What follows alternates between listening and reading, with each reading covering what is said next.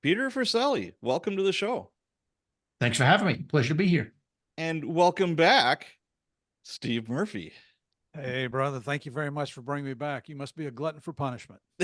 My co-host, my celebrity. We'll call you a celebrity ghost co-host, Steve. How's that? That's better than a lot of names I've been called in my career. I'll say that. Okay. Now, Peter, I would like to start out with you testified before Congress. What was your self-talk like walking up to the mic?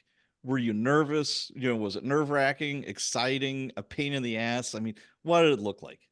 Well, the day of the testimony, it was actually a little bit of all of the above. A couple of things that happened is one, I was kind of upset because I had did a deposition long before there was the congressional testimony, at the hearing. So, I mean, they knew what I knew. They had stuff that I had already said under oath. But two things had happened that day. Well, actually, the night before, I got a call from the U.S. Attorney's office that was somewhat threatening. Letting me know. What did they say? Well, there was a case that I mentioned in the book that involved some grenade smuggling, and they made some decisions that they called. And I knew it was going to be interesting when the statement was, "Our office's position is that we did not allow Mr. Kingery to bring grenade parts into Mexico," when in writing they actually had. But so I had that going on, and then as I was going into the hearing room, my wife had called me, and on the Fox News crawler on the bottom, it said ex ATF agent Peter Forcelli is prepared to testify. So my wife thought I was fired. And then while that was going on, I was also in the hearing room with the family of Brian Terry, who was the Border Patrol agent that was murdered with a weapon that was smuggled as part of that Fast and Furious case. So, and look, I'm a cop at heart, and hearing them talk about how they weren't given answers, which is really all they wanted was answers as to how did this happen, got me fired up a little bit. So I was a mixture of nervous and upset and pissed off, frankly, when I got to the point where I actually turned on the mic. Now, was there like self-talk or anything that you were saying to yourself, like as you're walking up to the mic, like, all right, I got to control my temper here, or whatever. What did that look like? Well, it's just look, I'm going to tell the truth. I'm not going to hold anything back. And if the testimony's still available on C-SPAN, you'll see I didn't. I said exactly what was on my mind. Wasn't going to hold my tongue because I had been, fortunately, I'd been through about 300 criminal trials before I got to Congress. So, you get used to telling the truth and testifying in court. So that had kind of prepared me. I wasn't fully prepared for the political spin that was going to happen because from either side they had an angle that they were playing. So I just clung to the truth, which is what you're supposed to do. I would hope. Right? Yeah, absolutely. So before you went and sat down in front of that microphone, did anybody like prep you and say, "Well, you can say this, maybe you shouldn't say that"? Well, actually, what happened was, and it's funny because this happened, it was on the news recently, it happened to the IRS whistleblowers that recently testified. I got a letter basically from the Department of Justice saying that, hey, our rules are that you can't talk to Congress without talking to us first. So, and so did the other whistleblowers, by the way.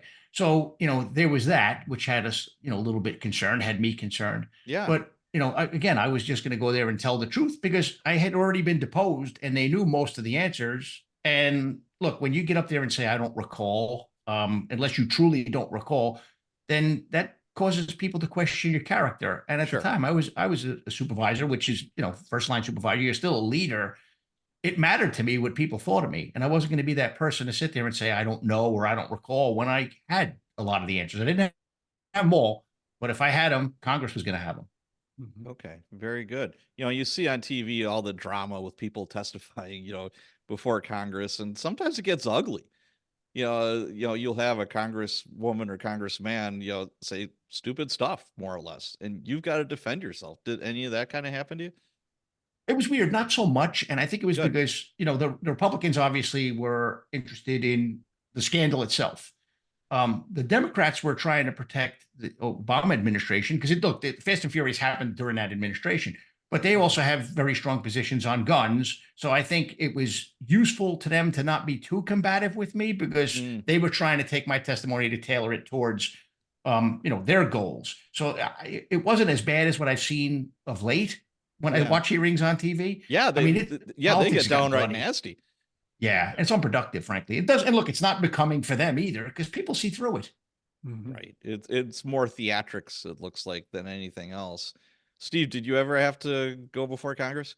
No, thank goodness. Oh, As okay. as things continued later in my career, as you move up the ranks, uh, I was assigned over to DOJ my last few years running the OSDF Fusion Center. And there are times when you think you're going to have to go over, but then, DOJ is not going to miss any opportunity they can get to go in front of Congress.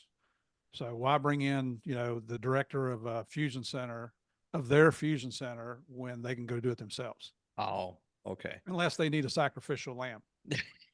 But I mean, the OSDF program I love, DOJ, it's like a love-hate relationship. Okay. So, Peter, let's start out with your time in the NYPD. Why NYPD? Was there any thought of any other agency to go to? Well, actually, I didn't start in the NYPD. I started in the New Oh, York City okay. Housing Authority Police, which is now the NYPD. I had taken the Yonkers police test. I lived in Yonkers, New York, which is Mm. just north of New York City. Didn't score high enough on it to get hired. I took the NYPD test back when I was in 10th grade, believe it or not. You Oh, could be wow. 16 and a half and take the test. And I passed. Wow. Oh, So, but, wow. and that test was, it counted towards the New York City Housing Authority Police, the New York Yeah. City Transit Authority Police, and the NYPD. So, we all got picked off the same list. The day that I got sworn in, I was told, hey, go up to the 14th floor, while most of the people are walking into a big auditorium. So I was like, what's going on here? I was a little concerned. And that's when I was told, hey, welcome to the New York City Housing Authority Police. So truly disappointed, actually. But what a blessing it was. That was a great department. Walk the beat in the projects, smaller agency. So the captain knew your kids' names. You knew the captain's kids' names. It's a Mm. great place to learn how to be a cop. And then in 1995, Rudy Giuliani came in as mayor, and he merged all three departments together. And that's actually when I wound up going to the NYPD, officially. So we were on the same radios, we patrolled the same areas. It's just our focus was the projects. So it was, again, kind of like being part of the NYPD. Now they have a housing bureau, but back then we were a standalone police department. Loved it. Okay. But yeah, Yonkers didn't hire me because I was too low on the list. Okay. Now, when you were younger, were there any family members that were police that kind of strayed you or pushed you into that kind of life? No, I came from a family of crane operators and heavy equipment operators, and that's kind of what they wanted me to do. But I grew Okay. up watching all the cop shows on TV, and it was, when I grew up in a kind of bad neighborhood, like right on the Bronx border, and I was there one time when a undercover narcotics detective got in a shooting.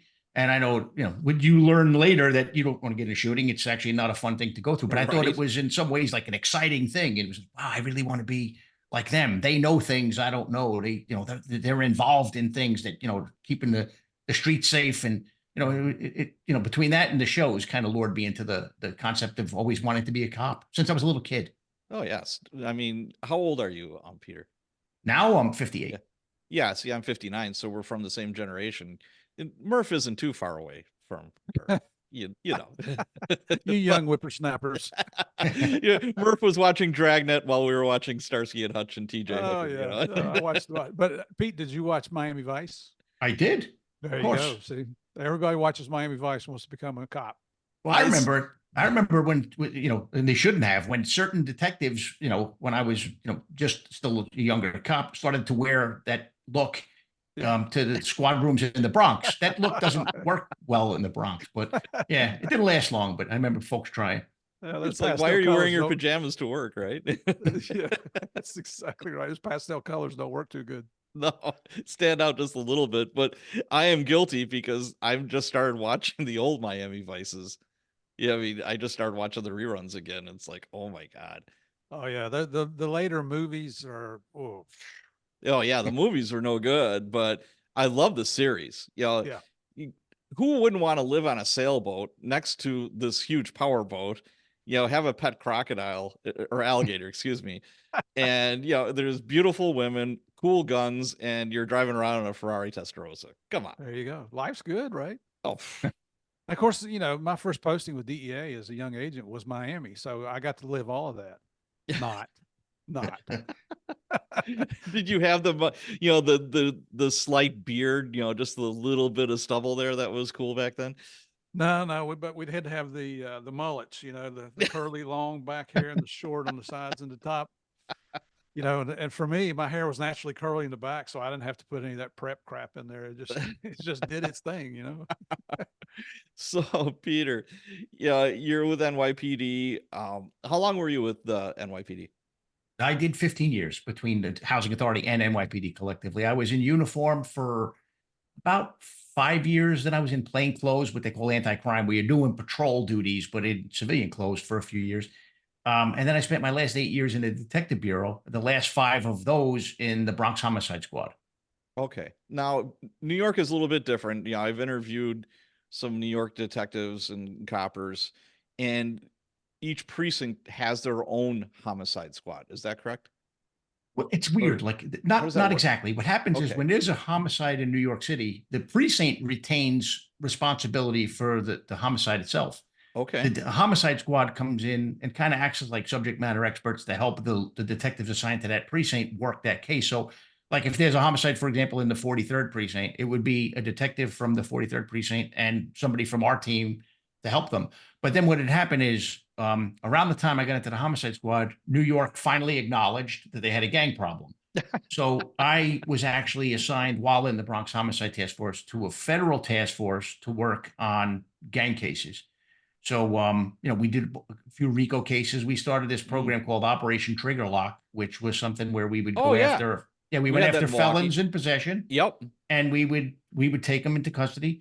And the mere purpose was to flip them.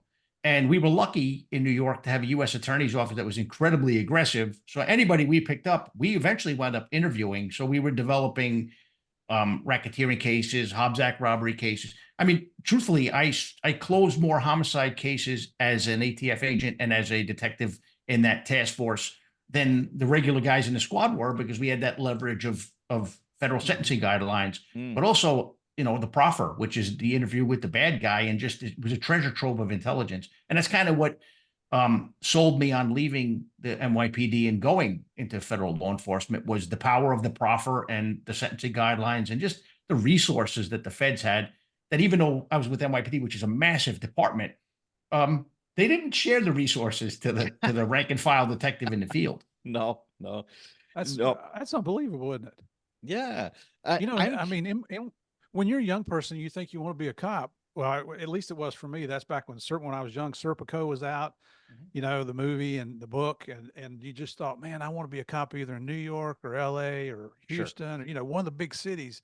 I'd have been like, I guess, like McLeod up there with my wonderful accent, from Bronx. Not Riding sure around on anybody a would horse. understood what I was saying, but I mean, that was like those are the agencies, and there you are. But it's interesting to hear you because I've heard your story before on the other podcast, but it's interesting to hear that somebody from NYPD found benefit from the feds, because it's usually the other way around. Yeah, no, it was huge. And I worked with DEA Red Room folks a lot, because and Yep. that, in my opinion, that was the most competent and just squared away investigative team in all of New York of any agency. DEA group T32 was hands down the best. And it was a mix of homicide detectives, DEA agents, state Mm. troopers. Mhm. I worked a lot of cases with ATF, and they were kind of like the knuckle draggers of federal law enforcement. And so during the sex money murder racketeering case, they started to try to recruit me to come over. And it was a little bit frightening, because I had around 15 years on the job. 20 years you get a pension in Right. NYPD. So to leave was something really, I guess, that I had to really work through my head. But it was around that time that I had a case that was a state case that I had worked, where a 4-year-old kid was beaten to death. His name was Joseph Dalphin. He was mentally handicapped. He soiled himself, and his stepfather changed him, and then he instantly soiled himself again. And the guy went into a fit and beat the kid to death. Mm. And that same year, I had a felon that we arrested with a handgun who, flipped and gave us a bunch of information. And even after flipping, he got 4 years in prison, as did the guy who beat the kid to death. And I'm like, wait a minute, this guy gets 4 years for a murder of a child, a 4-year-old child. I got a guy who got 4 years for possessing a firearm, who, proffered and cooperated, but that's what he wound up getting after that cooperation. I'm like, what am I doing here in the NYPD? It's like revolving door justice just didn't, it was no longer appealing to me to work state cases. And even though I was in that task force, at any time they could have just put me back into the regular catching order, where you had 4 days when you caught a murder to clear it before you'd be put on the catching order to catch another homicide. And 4 days is, as you guys know, it's nothing. You can't work a thorough investigation in 4 days. Well, that, you know, Not what pops out at me is, you know, you're a homicide detective in New York. You're on this task force. Overtime was probably carte blanche. You know, you're making money. You're printing your own money. Then if you go over to ATF, that's salaried, right? Yeah, I took a massive pay cut. I I was made just going to around, say that's a huge cut. yeah, it was about $86,000 that I made my last year as a homicide detective. To go back and salary is much higher now. Right. When I went to ATF, my salary was $49,000. So I took roughly a $30,000 pay cut. But I just I didn't feel like I was serving well when I didn't have the tools that the feds had. So I just felt like I could have been more effective. And my wife was very understanding. And she's like, "We want to make the move. We'll tighten our belts and we'll do it." And she stuck me, with me through it. But it was look, it was rewarding because I got to do things that I never dreamed I could do because I had the resources. Sure. I remember there was a murder that I caught in the 47th precinct, happened the day after Christmas. I think it was 1995 or 96. We had a guy who was found in an apartment. He had an autistic kid who was with him in the apartment for days, who didn't think to call. He couldn't call the police. He was severely autistic. And so Yeah. the neighbors eventually came to look for him. He had a duct tape around his entire head and a butcher knife buried all the way to the hilt in his temple. Oh. And there was a safe that was left open in the apartment. And we believed we knew who facilitated the murder. It was a girl. And who came in and actually did the murder was a drug dealer from a pretty bad part of the Bronx. Okay. And all we needed was to do a phone dump. And the phone dumps used to charge you $500 for a day, or for a weekend. You can get like three days for the price of one. And they fought us tooth and nail to avoid having to give us $500, which would have closed the case. Right. So I mean, stuff like that just made it an easy decision. In some ways, financially, it was a tough decision. But as far as like the ability to do the job and have an impact, it wasn't a tough decision. Yeah, that's, and another thing that pops out at me is cops don't like change. You were NYPD for 15 years. You're 5 years away from the finish line. That's huge. And yeah, I know where I worked, every cop that I worked with, for the most part, hated change. It's like, you know what? I worked at District 5 late shift for 7 years. The worst part of town. The best cops like in the city. Oh, you're getting transferred to District 3. I don't want to go there. Yeah, it's like they're the worst cops in town. They're lazy, they're this, they're that, yada yada yada. Then you go there and you're like, they're pretty much like the cops that I was working with at District 5. Mhm. Yeah, but you just don't like it. You're very resistant to that change. Almost every cop I know is like that, unless they're going to a specialty unit or something that they really wanted. Right. Yeah. Right. Well, truthfully, it wasn't that drastic a change for me because I was working in the federal task forces already. Oh, okay. So you go I- ATF and you stayed in New York City then. Yes, I did my first 6 years as an ATF agent in New York City. So Was there you for didn't 9/11. You didn't Right. even have to move, probably, right? No, well, not until I promoted and went to Phoenix. But yeah, Well, I didn't yeah. have to move. Dude, my commute was a little bit longer. Instead of commuting to the 48th precinct in the Bronx, I had to commute to originally to Queens, New York, and then later to Brooklyn, New York. So the commute was a bit longer, but Yeah. the job was pretty much the same. But Just with endless money and informant money and ability to travel if you had to go interview somebody instead of being told no, it was always, yeah, go ahead. yeah, that I can see the attraction. So we might circle back to that, but when I was doing my homework about you, I saw something. It's like you had an investigation investigations that led to the acquittals of 8 people that were wrongfully convicted of murder. That was when you were with NYPD, correct? Well, no. Or All when of ATF? Yeah, all of the exonerations happened when I was with ATF. Now, one of them, the information that helped facilitate it was something that happened while I was still in that federal task force and I'm still with NYPD. But what happened was, and I talked earlier about the proffer, like where you're sitting in the U.S. attorney's office with a defendant and their lawyer and you and the prosecutor. And look, if they want to get a deal, everybody thinks that you give these sweetheart deals away like candy. No, you have to earn that break Right. in your sentence. And that means you may have to testify, you have to tell the truth. And look, if nobody goes to prison based on your information and you're honest, you're still going to get the deal. You just have to be honest. But we didn't take what folks said at face value because there's corroboration and whatnot. So what happened was during these proffers, people would come in and talk to us about all the things that they had done and the things they had seen. And in several instances, people would talk to us about murders. Hmm. And so we would want to corroborate what they said. And we would go pull the homicide file from the local precinct that was involved. And in some of them, we would look and find out someone was arrested for this. And so we would always go back and say, all right, well, you told us this and this is what happened. Well, no, either I witnessed it or I was a participant in it or I was the shooter. Yeah. So, we would then have to go back to the district attorney's office and say, hey, we have a witness who says that the wrong person's sitting in jail. Invariably, the answer from them was always, this person was convicted by a jury of their peers. Get the F out of my office. So it would turn into battles. But in one instance, we had a person that admitted to committing a murder of a cab driver. In that particular instance, 5 people were arrested, a woman and 4 men, for that murder and something else that was related to it. They were innocent. In another instance, a guy proffered to 6 different murders he committed, right? And in 2 of those murders, someone else was arrested. So we had to go prove that, that they weren't the people who were involved in the murders. And in each of those instances, by the way, the second 2, there were eyewitness IDs, but they were mis IDs. So we would proffer the person. He'd say, yeah, well, I committed the murder. Here's who I got the gun from. Wow. This is the shirt I was wearing. Here's the car I was driving. And the sad part is when you would look through the police folder, all the information was in there. And it either wasn't followed up on, or they had an informant who misled them and they went down the wrong path, or an eyewitness identified them. And it was in most instances, an honest mistaken ID, not like a frame up job.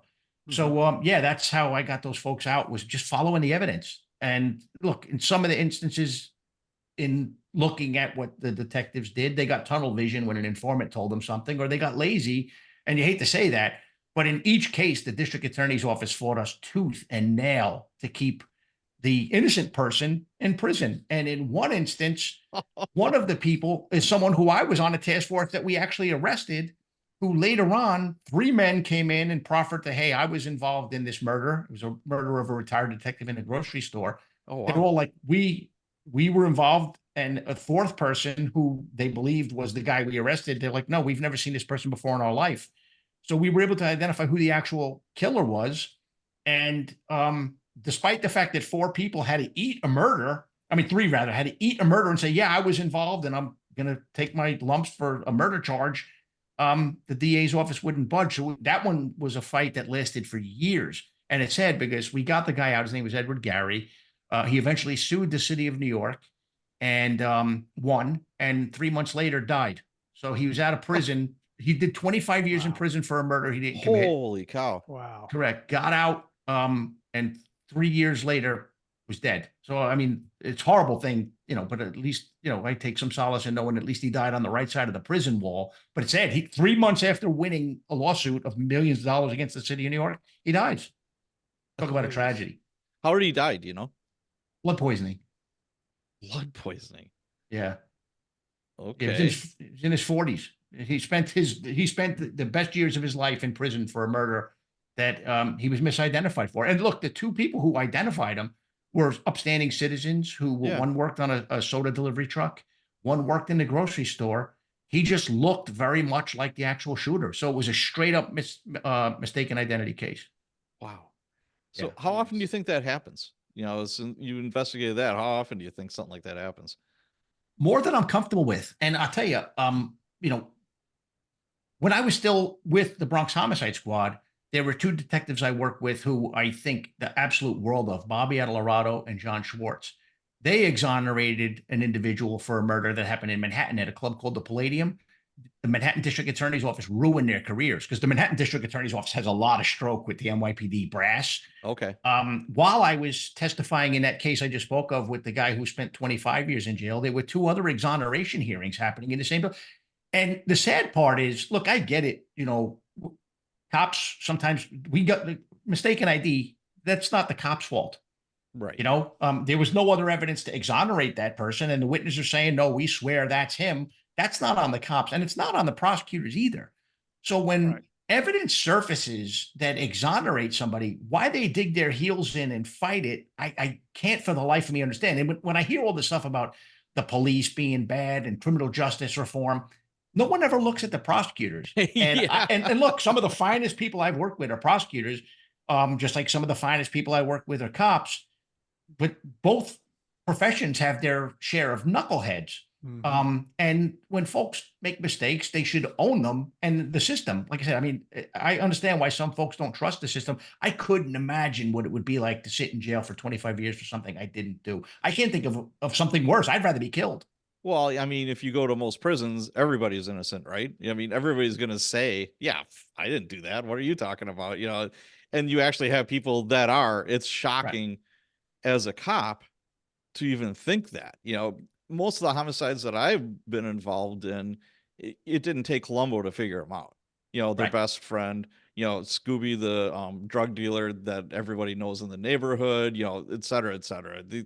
They're not super tough to figure out or No, solve. but look, that's why I'm a firm believer in follow the evidence. But sometimes there's not, you have what you have. Right. The scary thing was that one of those cases that I spoke about, like there was an eyewitness identification.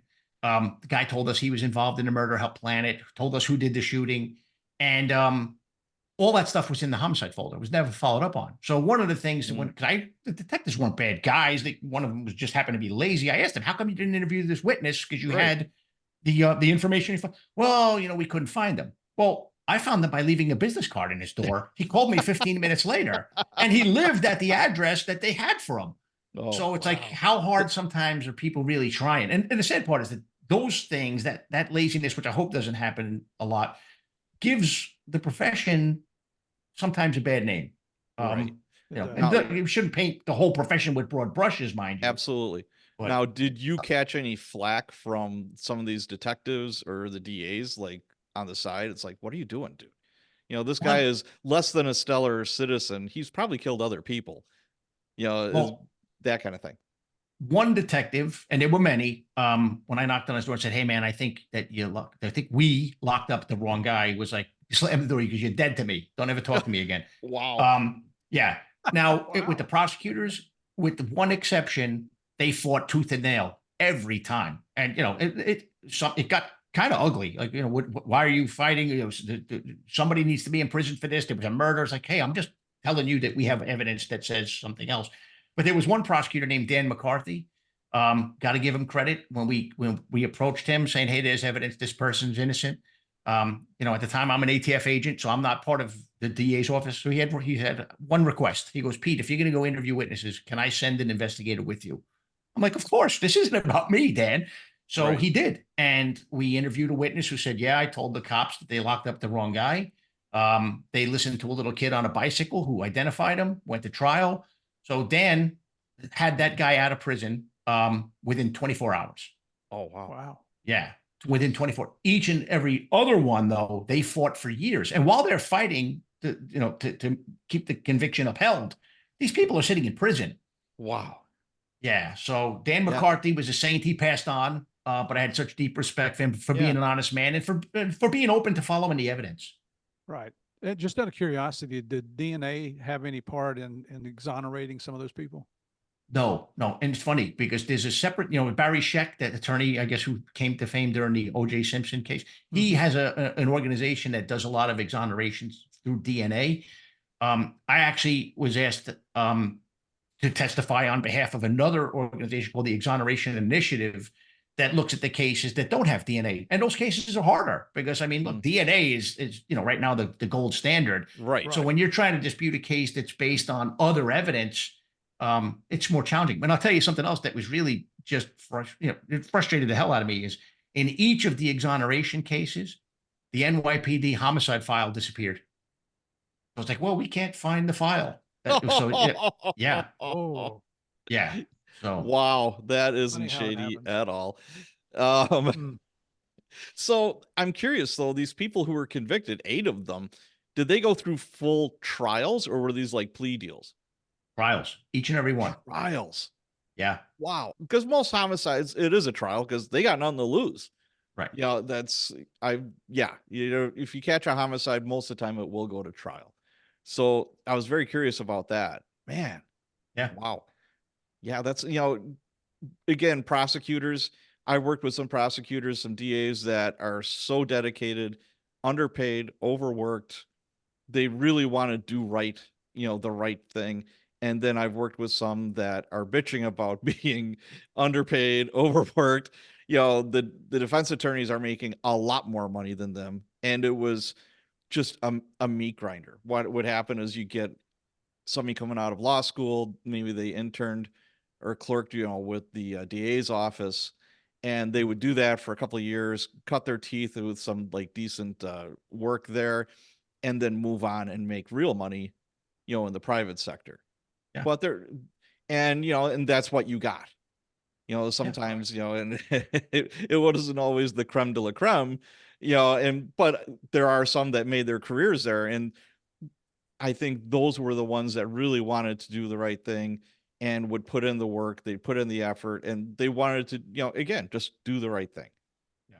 Well, I'll tell you this, and it's funny because the whole premise of my book also heavily involves prosecutors, not good ones. But the thing is, like when I worked in New York, the successes, like getting these people out of jail, was with very good prosecutors. The RICO cases that I worked, where we were able to solve more murders that, like I said, than I did when I was a homicide detective, that was because I had good prosecutors to work with. That partnership is so vitally important. I had a desk at the U.S. Attorney's Office for the Southern District of New York because of the nature of the stuff that we were doing was so proffer intensive that I'd spend sometimes entire days sitting there talking to different defendants. So, I mean, having good lawyers is so important for the development of a federal agent or a detective because Yep. you need that partnership. And when you don't have that partnership, it's heartbreaking because the investigators will never reach their full potential when you can't use all the tools that are available Right. to you. That because sometimes you need court orders, you need subpoenas, you need court orders to pull someone out of prison, to point out addresses, you need court orders to swab DNA. And when you have prosecutors that kind of thumb their nose because they're too lazy or just don't care, then that investigator that's working with them will never reach their full potential. And it's sad, as a leader, to have seen so many agents in Phoenix, for example, who just every time they thought they would have a case that was going somewhere, they ran into a wall. And it really just came down to the lawyers just didn't care. Wow. Yeah. All right, let's switch topics a little bit. I know that you were by the towers in 9/11. We'll talk a little bit about 9/11. I won't go into it too deeply on this show. I could probably do 2 or 3 episodes on that, but I just wanted to first off say, my heart goes out to you and anybody else, all the brave men and women that were involved in the operation, when the towers went down. We owe you a debt of gratitude. There's no doubt about that. And with that being said, what do you say to those that say, it was a government conspiracy? Because all that BS started coming out, after, it's like it was bombs, it wasn't planes, the government did it. And I'm just shaking my head like, you're so full of shit. Where is this coming from? And, and that's just me living in Wisconsin. I can't even imagine what you guys that sacrifice so much, and you continue to sacrifice, and so did your families, through all the years afterwards with everything that happened. What does that do to you? I used to get frustrated and really upset about it. Yeah. I kind of tuned it out now because I mean, look, there's just this whole almost cottage industry of conspiracy theorists now. YouTube channels, all kinds of stuff. But look, a lot of folks don't realize, that those planes were full of fuel, right? And they hit the building. People, I mean, the CIA's headquarters for New York City was in 7 World Trade Center, which was destroyed. The Secret Service headquarters was there as well. U.S. Customs Service. I mean, why would the government take itself out? I remember during the recovery efforts, there were certain areas where we couldn't dig because CIA had, Oh, no kidding. concerns where their documents could be happened upon by someone, a construction worker or something. So there were certain areas where there were guys with weapons who would not let you dig in this area because they wanted to preserve their secrets. There was a lot of things that just, even today, it just kind of blow my mind that folks could even come to this conclusion that it was somehow a government conspiracy. But I mean, the other thing is New York City's Office of Emergency Management was located there. So, I mean, that's where their command post was. I mean, would they take that out? I mean, it made no sense. Right. But yeah, I lost 7 friends on September 11th. 1 firefighter who was a cop that jumped ship and became a fireman, and 6 cops that I work with. And it's, the sad part is that probably 3 times that many have passed since who were friends of mine to 9/11 related illnesses. So I can't see anyone believing that a government would do this to its own people. So I used to really get upset when I would hear those kind of stories, Yeah, or folks, putting their foot down saying this is what really happened.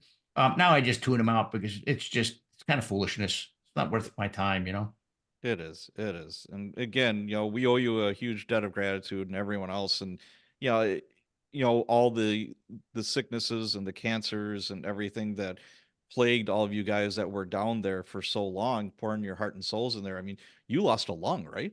Yeah, my right lung Oh, wound up getting diagnosed with a very rare cancer called an atypical carcinoid cancer in my right lung back in 2018. It was actually right before the Parkland shooting. In fact, that was my first month back to work. Well, actually, a month and a half was the Parkland shooting down in Florida. Yeah, I was in charge of the Miami office at the time. But yeah, it was scary because I didn't know if I was going to live, or not. Turned out that I was fortunate because when they removed the lung, they removed all the cancer. So I was blessed that I didn't have to go through radiation or chemotherapy. yeah. Still lost the lung. Took me a while to get back on my feet. But yeah, there's so many people who have it far worse than I do, and I try not to lose sight of that. People are still dying from 9/11. And Absolutely. Patrick, just Yes. for your listeners' benefit, and if you read Pete's book, he goes through where he was, how he responded, how long he was there. I mean, here's a guy that was on ground zero for several days in a row, who was there when the first tower crumbled and came down, and he tells his experience about almost suffocating from all the dust that was being generated from the tower collapsing. So, this is, and this. I'm doing this for the benefit of your listeners. Yes. Here's a guy that was on the ground that knows exactly what happened. So the conspiracy, oh my gosh, it just drives you crazy, the Yeah, crap it they does. come up with. Yeah, absolutely. And I remember listening to you on a different podcast that you dove under a fire truck Yes. at one In point. fact, that fire truck is, if you Is ever in the go to the museum, right? 9/11, it's Yeah. the big, well, there's 2 trucks that are in the museum. One is in the open hallway. It's a ladder truck. And then the other is in a room where they have all the radio transmissions playing, which I cannot go into that room. Oh. I still cannot bring myself to go in there. But that's the ladder truck that's damaged, that's in the hallway, is the one that I actually went under to seek cover, which is pretty idiotic when you think about it, because fire trucks are sturdy. They're not going to hold up a building. But and it was my relationship with that fire truck that led the museum to ask me to continue to come back and speak. Oh. And they have I'm not the only person. They have a cadre of speakers who were there that day. And so I'm one of them. So I've been up there a few times a year. And at first it was really difficult to go on the site. Oh, Now I actually find it somewhat cathartic to talk about it. Mm. But yeah, I still can't go into that room because it just brings it back too much, Well- hearing the radio transmissions of that day. Well, the two things that really popped out at me listening to an interview with you, and I know I didn't want to go down the 9/11 rabbit hole too much, but the two things that really popped out was when you were talking about the firefighters' alarms going off, and they're Yeah. going off like everywhere. Those are, like either they're down, there's an alarm that goes off if they go horizontal, or Yeah. if they run out of air, an alarm Yeah, goes off for that. And I felt like an idiot because when I came there, this was at night when I first heard those. Because on one side, if you were on the east side, you really didn't hear it as clearly as on the west side, because that's the way the buildings fell. So I remember hearing that, and I thought it was smoke alarms. So I remember saying to a fireman, "Oh, you hear the smoke alarms going off?" The guy seemed like he was like kind of pissed off. He's like, "That's not smoke alarms, idiot. That's personnel locators." And that's when I realized, because there were hundreds of them. I was like, "Wow." I mean, it was stirring that you realize there are hundreds of alarms going off. Didn't know at the time it was 343, but there were hundreds of alarms going off that were each a body. Oh, It was, Lord. yeah, chilling. That, Mm. and you wound up taking somebody to an emergency room, and you have all these doctors and nurses and techs, ready for a mass casualty. And I remember you saying that it's like either you survived or you died. There wasn't a whole Yeah. lot of in between. No, when we walked towards it was Beekman Downtown Hospital. So we're walking you have to walk like under an overpass for the Brooklyn Bridge. And as you're approaching, you see the gurneys. They had gurneys out front. They had gurneys out front. They had the ER prepared inside. Yeah, it's like MASH. They're ready for it, right? Oh yeah, and the gurneys were empty. And the weird thing is, like, the people that worked at the hospital, whether they were nurses, doctors, techs, they were almost like upset with us, like, hey, where is everybody? Like as if somehow we were withholding people from coming there. But yeah, Yeah. you either got out or you died. Really, I mean, some folks were injured, but I mean, nothing like they expected. Wow. All right. Well, let's switch gears here. Let's talk about Operation Fast and Furious.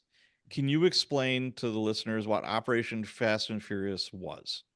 Yes, but first thing I want to say is I was not involved in the operation itself. I was in Okay. a group that was already established in Phoenix from 2007. What happened was in roughly 2000, late 2009, 2010, they formed a group that took over the responsibilities that we once had. My group was responsible prior to that for interdicting firearms that were going to Mexico. And we interdicted thousands of firearms, mostly based on tips from gun dealers. So what would happen is a person would come in with a bag full of money or whatever and say, hey, how many of the AK variant rifles do you have available? Well, we have 10. Oh, I'll take them all. So the dealers Okay. obviously knew this was suspicious. So what would happen is they would call us and say, hey, this person came in. We're not going to make the sale unless you guys can get out here. So we would go out to the gun dealer. We call them. And this would happen invariably. One of three scenarios would happen. We would call and be outside and say, we're outside, make the transaction. We would sometimes have an agent go in pretending to be a buyer and watch. So we Sure. knew who was coming out. We'd watch them load the guns into a car. And we would stop that car once it got far away enough from the dealer because we didn't want to burn the dealers because these were cartel related folks. People could have got killed. So they were, but they were great at calling us. There were other scenarios where they would call us and say, hey, I got a deal going on. Can you guys get here? And we'd be like, but we're out on another deal. So the response was, hey, well, what I'll do is I'll say they didn't pass NICS. I'll tell them they have to come back tomorrow or the next day. So we could be there to interdict the guns. Or if we were like, hey, man, we're in training for this week. All right, fine. I'm just not going to make the sale. But they never let the guns ride off into the sunset. They knew that we were out there. We were going to wait. We were going to stop the car. We were going to ask probative questions. We were going to develop probable cause and hopefully make arrests. So what happened was my group's focus changed to home invasions because that during that period, Phoenix, during roughly 2010, led the nation in home invasions and kidnappings. And I think they were second in the hemisphere behind Mexico City, not a distinction that Phoenix liked. So I had worked a lot of home invasion cases in New York when I was part of that task force and as an agent. So then I was asked to lead the home invasion group. So they started this group called Phoenix Group 7. Different groups, some were investigative groups, some were compliance groups. 7 was a brand new group. So what happened was Group 7 starts this investigation called Operation. It was actually called Jacob Chambers and et al. And others. Operation Fast and Furious was a nickname they gave it because the straw purchasers in that case drove cars like the cars that were used in Operation Fast and Furious, like the little speedy little Japanese sports cars. Yeah. So what they decided was that they were going to try to use the Gun Control Act to take down a cartel. But what had changed was they were letting the guns change hands and letting them ride off, and they were tracing them once they arrived in Mexico and tying them to straw purchasers and trying to tie them to traffickers. But the sad part was the U.S. Attorney's Office were also willing participants in Operation Fast and Furious. And in some instances, they were giving the guidance on, car stops and on some of the tactical stuff that normally, we wouldn't ask. Like I would never ask a prosecutor, hey, do I have probable cause here? So you had instances where the agents assigned to that case would call the prosecutor and say, this is what we have. And the prosecutor would be like, yeah, you don't have authority to stop that car, let it go. So two things happened. One is obviously people were, getting harmed with these weapons in Mexico. And that later would include a Border Patrol agent named Brian Terry. But the other thing that started happening is the gun dealers, because what happens is when the guns were interdicted, they weren't getting traced. Now, the way a trace works is guns found at a scene, they call ATF. ATF calls the manufacturer and says, hey, whoever, let's say Ruger, not that Ruger was a weapon of choice in Mexico. Did you make this gun? Who did you ship it to? And then they would say who they sold it to, like a wholesaler or even the dealer itself. And then another phone call is made, like, hey, Pete's gun store, can you tell us, did you have this gun and who did you sell it to? And then that's how they would find out who purchased these firearms.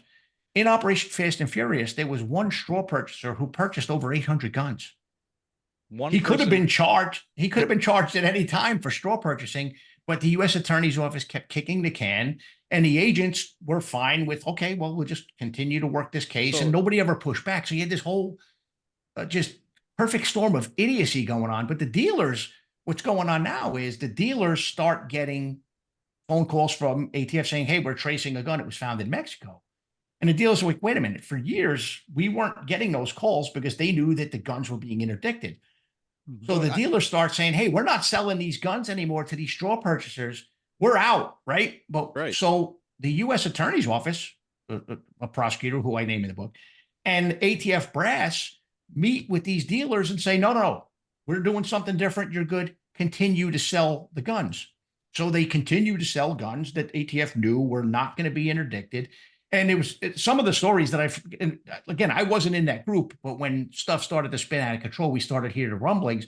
There's one instance where a straw purchase happened in the Scottsdale Gun Club, right? The agents call the prosecutor. Prosecutor's like, you don't have enough probable cause. Now they're listening to these guys' phones. So they know what these guys are talking about before they even go to the gun store. Well, the bad guys see the surveillance. They think they're going to get robbed. They call the Scottsdale Police Department. The Scottsdale Police Department responds and gives them an escort from the site. Now, Scottsdale PD didn't even know what was going on. They just, okay, person's buying a gun. He's lawfully allowed to buy a gun. He's not convicted felon. He passed the background check. They didn't know that ATF agents were out there watching this batch of guns right off into the horizon. I mean, that's how out of control Fast and Furious was. But a lot of it, and this was kind of the untold part of the story, was at the direction of prosecutors.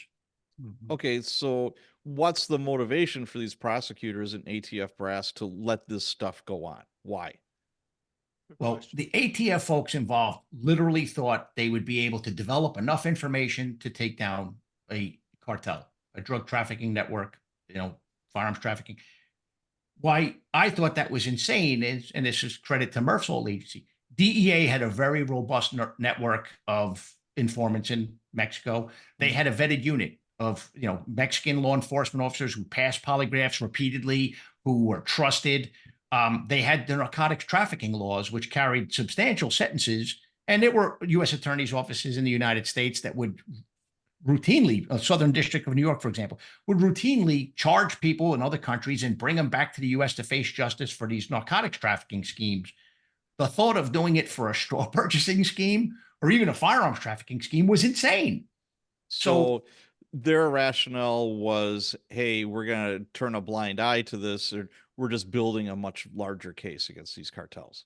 Pretty much, yeah. But again, they were taking information from prosecutors, one particular prosecutor. And the sad part is, at any point, and this is why it's like some folks think that when I point fingers at the prosecutors, that I'm excusing the ATF agents. That's absolutely not true. Because as an agent, when the prosecutors federally told us no, we went to the state or to the county. But the thought of letting guns right off into the horizon, and again, not guns that were going to another dealer, licensed dealers. These were guns who they knew were going to murderers, to cartel members who were the savagery that was happening in Mexico at the time was mind blowing. And it's far worse now, by the way. But yeah, the thought of letting those guns right off into the horizon, was insane. And the fact that they didn't say, hey, to the prosecutor, we don't agree with this tactic anymore. And we're gonna take our ball and go home and take it to the state attorney general's office or the county was an option that they just chose to not follow. Now, the weird thing too is when rumblings started to happen about the straw purchasers and the numbers going up, because I remember the first meeting that I sat at where they discussed it was around 600 guns. And I was like, okay. And I said, are you guys going to interview the straw purchasers? I mean, no, we're doing something different. So again, that group was in a different building, so we weren't familiar with what they were doing. We didn't know they were walking guns. So, but as the numbers would go up, I would ask, hey man, what's going on? And I'd be told by one of the assistant special agents in charge, a guy named George Gillette, hey, Peter, mind your business. We're doing something different here. So in my mind, I'm thinking it has to be something different, but I didn't think it was letting the guns just drive off, to parts unknown. So what happened was eventually Brian Terry gets killed.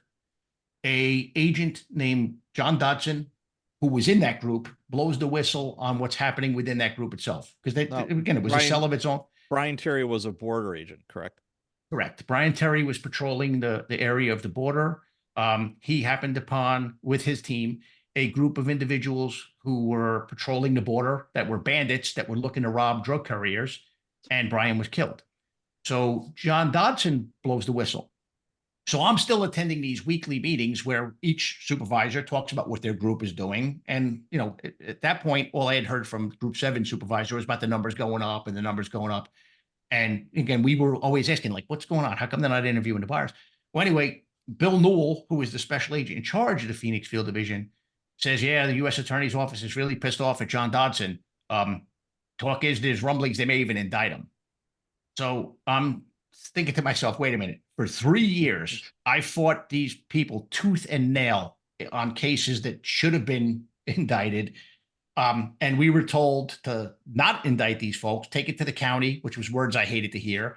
In fact, we had to formulate a relationship with the state attorney general's office, who never did gun cases, who said, yeah, we'll help you, because they even realized how preposterous it was that the U.S. attorney's office wasn't to take in the cases.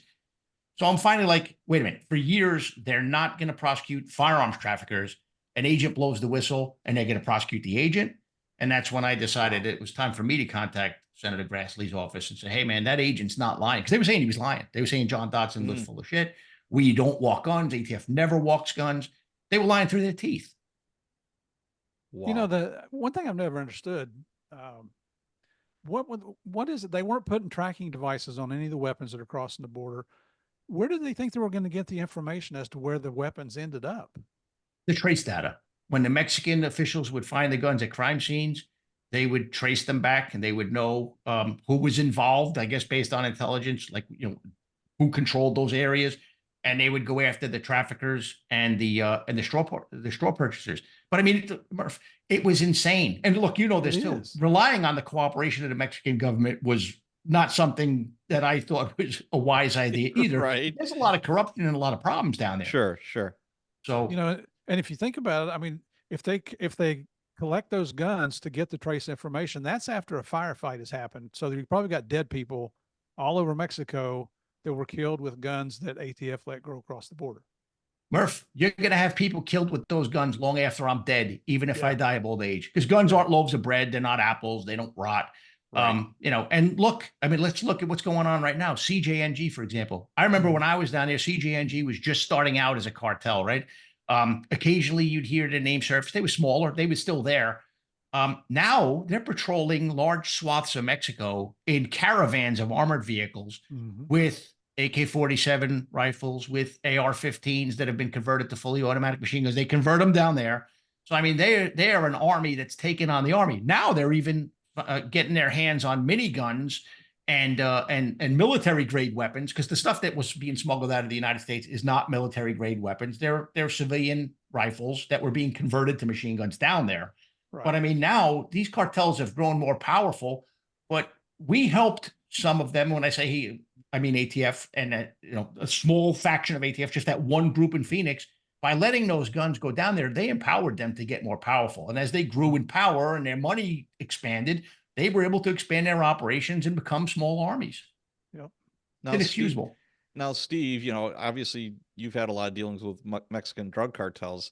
Is this something that, you know, we're learning about this, you know, Operation Fast and Fury? How did these cartels get guns when you were, you know, knee deep in all the cartel stuff? What did that look like? Where do they find all these guns? Where do they get them? Well, you got to remember, they've got more money than anybody, so they can buy whoever they want to buy. You know, so they're flipping people in the Mexican military. They're getting weapons that way. They're paying these straw purchasers to come across the border in the United States. They're even paying people to go in and rob armories in the United States, whether it's a National Guard armory or a military base. The money is just, it's limitless. It's an infinite pile of money that they can throw at the problem to get what they want. And what happens if you say, no, I'm not going to do that? They kill you. Yeah. So that, you know, that's a pretty strong incentive to, can I make $50,000 by doing what they ask, or can I die? Well, and it's not just them, I'm sure their families too. Absolutely. They'll probably kill your family in front of you and then kill you. Right. Yeah. That's motivation. That's for sure. So, I mean, a lot of this, you know, as somebody who I've never been down to the border, my son is in the Army and he did 9 months on the border. And the stories that he had for me were just literally blowing my mind. You always think it's these poor families trying to cross the border. And he says, yeah, that would be going on, but as decoys, and the cartel, would be bringing over, illegals, that were, he said it was like the UN. It wasn't just, Mexican or people of Mexican descent or Central America. He said we had Asian, Middle Eastern. It was like the UN. He's like, it blew his mind. He's like, wow, this is like completely out of control right now. And that was back when Trump was president. He was deployed down there. And now it seems like it's gotten much worse. The problem almost seems too big to solve. I mean, from both of your point of views, because you have a lot of experience with this, what can we do? It feels like you put your finger in the dam and there's two more holes that'll pop up over there.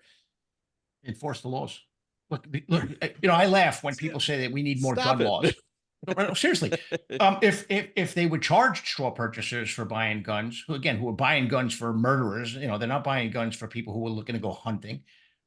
If they would charge firearms traffickers, you could put a dent in firearms trafficking. When you have folks coming into the country who are here without, documentation and they're here illegally, if you would charge them, you would deter a large number of them. And then look, they could secure the border, but right now at the border, you have Border Patrol agents that are making sandwiches for folks.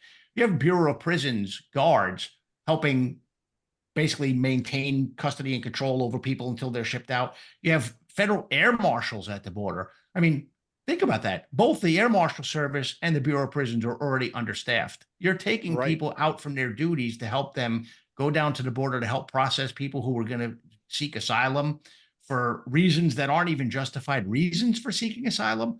It's insane. Look, it's a heavy lift to secure the border. It's a heavy lift to completely stop firearms trafficking or narcotics trafficking. But when you're not having any form of deterrence, you're almost welcoming it. I wouldn't want to say the word encouraging it, but to some degree they are. They're empowering the cartels. And look, something I learned recently: CJNG cartel made $4 billion last year in tobacco trafficking. Tobacco trafficking? And then if you look at what was going on here, right now, the Biden administration is talking about potentially, I know they kicked the can on it, banning mentholated cigarettes. So think about what's going on with fentanyl. China tobacco can fill that void in the next day, right? Okay. And we wouldn't know what we're getting from China. I mean, it's not a regulated product in China. So you think it's dangerous about putting fentanyl in a counterfeit Valium? Imagine putting fentanyl or another toxic substance in a cigarette where somebody's smoking it in a car with 3 or 4 people. Yeah. So, I mean, I really wish sometimes our lawmakers would ask law enforcement folks, the subject matter experts, for guidance before they make decisions, but they don't, unfortunately. Well, and then the sad part on top of that, not to go political, but there are several folks in Congress that, let's defund the police. Let's just do away with law altogether. I mean, what idiots. Yeah, and a lot of those people are backstepping now because they saw, in what, name big city USA, wherever. It's like, we're turning our backs on the cops. We're going to defund them, et cetera, et cetera. And then it's like, oh shit, now it's turned into the Wild West. By the way, could you send security over to protect my house? Yeah. Yeah. Yeah. It's kind of crazy. And one thing, Peter, that, a lot of people don't understand or even realize is it's like, enforce the law, or prosecute these cases. People think that, well, of course it's being prosecuted. Why wouldn't it be? Right. Well, look, as Murphy, I mean, you read the book. There's one guy who we had under investigation for making grenades for the Sinaloa cartel, and he got caught crossing the border with grenades in his car, disassembled, mind you. And he admitted that, yeah, I made about 800 grenades for the Sinaloa cartel. And we were ordered to let him go. And the sad part is, in that, how could they order you? Wait, I gotta stop you. How could they stop you, and say, you know what? Yeah, you know what? Those are just a few hand grenades. I'm sure that's for hunting, or, he's going to go fishing and just clear out the pond before, he puts the line in the water. I mean, I just don't get it. No, when folks read the book, they'll see the exact excuse that we were given, which is absolutely mind blowing. But yeah, I mean, this was a person who, and then after he was caught, when we were ordered to release him, he continued to make grenades for the Sinaloa cartel for years until finally we were able to guide the Mexicans to his door, and he was placed under arrest. But so going back to enforcing the law, like a lot of folks don't realize, most local police departments, if they arrest somebody, that person's for the most part probably going to get prosecuted. What Yeah. folks don't realize is in the federal system, U.S. attorney's officers have the right to say no. They decline cases a lot. And there's a lot of inconsistency, like in Southern District of New York or the Southern District of Florida. The U.S. attorney's officers are pretty good at saying, okay, it's a good case. We have probable cause. We're going to take it. There are other U.S. attorney's offices in the Midwest, Tennessee, for example, that are similar. And then there are some who say no to a lot of things. Like, Chris Christie, when he was the U.S. attorney in New Jersey, you would see agents from Newark doing undercover deals in the Bronx just to get venue so that they could present New Jersey cases to the U.S. attorney's office in New York because they knew that office was going to say no to them in New Jersey. So, I mean, when you think about it, there's really almost, they talk about different tiers of justice. But when you look at the inconsistency of how U.S. attorney's offices work, there's misapplication of equal justice there too. You can get prosecuted to the teeth for doing something in New York that a U.S. attorney office in another part of the country may absolutely have no interest in prosecuting. Wow.